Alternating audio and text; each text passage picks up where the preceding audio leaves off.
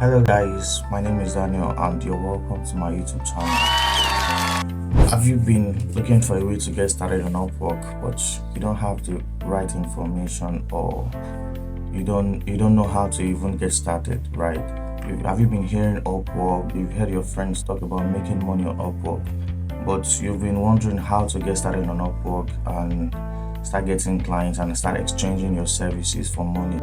You've gotten started on Upwork quite a few number of times. I know many of us get started, then we give up because we've sent a lot of proposals and clients are not reaching back, right?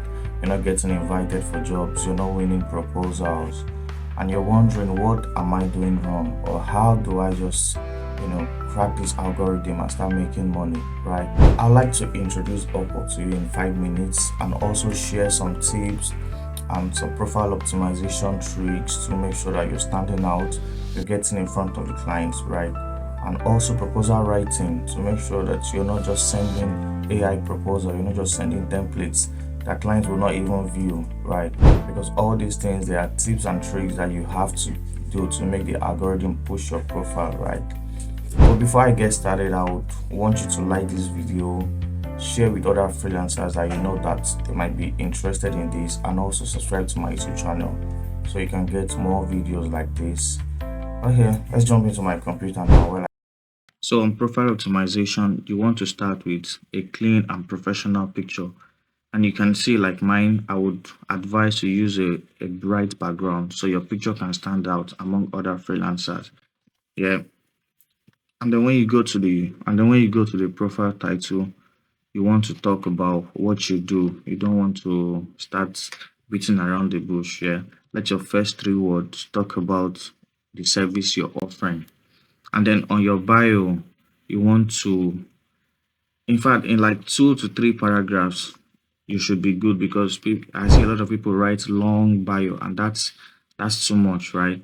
You also want to summarize your expertise. You want to talk about the things you do, the results you've gotten, and how you can help the client, right? How you can help the client. Also, you can also just sprinkle in a little bit of your social life, right? That would make the client say that, okay, you're accessible, you're not just too formal and too straightforward, right? And then we're going to go to portfolio.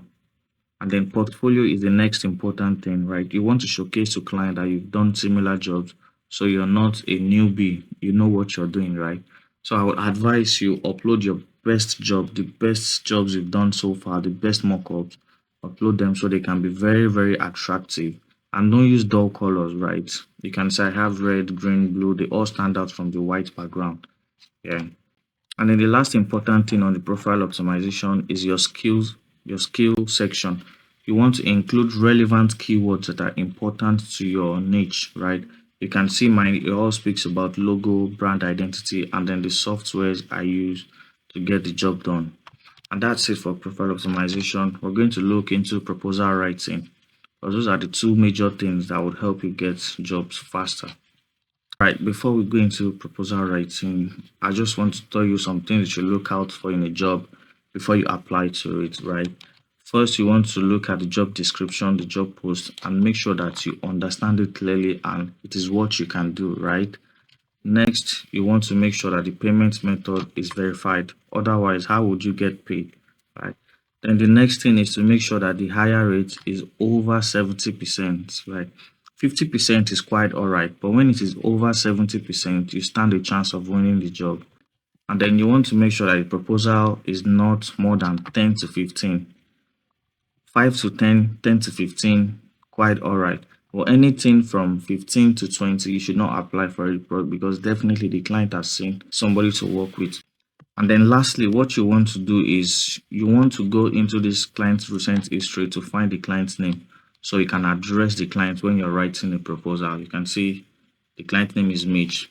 So when you're constructing your proposal, you want to address the client's name. This is a sample proposal I sent and I got the job actually. So you want to start by addressing the client's name.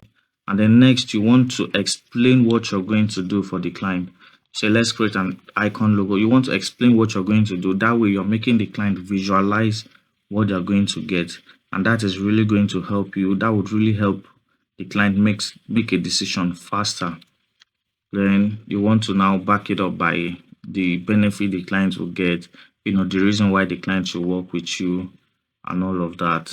And then you also want to include a link to your portfolio so the client can see what you've done before.